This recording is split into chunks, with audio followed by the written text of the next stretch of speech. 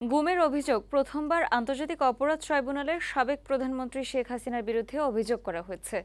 সোমবার শেখ হাসিনা সহ ২৫ জনের নাম উল্লেখ করে ব্যবসায়ী এনামুল কবির এই অভিযোগ করেন। অভিযোগে বলা হয়, এনামুল কবিরকে ২০১৮ সালে ১৭ নভেম্বর রাজধানী বাসাবো বাড়ি থেকে ডিবি পরিচয়ে তুলে নিয়ে যাওয়া হয়।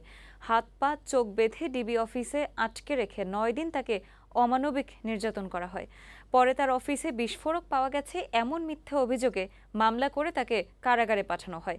এছাড়া ঢাকার সাভারে পুলিশের গাড়ি থেকে ফেলে দেওয়ার পর শহীদ শাইখ ইয়ামিনের মৃত্যুর ঘটনায় শেখ হাসিনার বিরুদ্ধে ট্রাইব্যুনালে আরেকটি অভিযোগ দাখিল করা হয়েছে।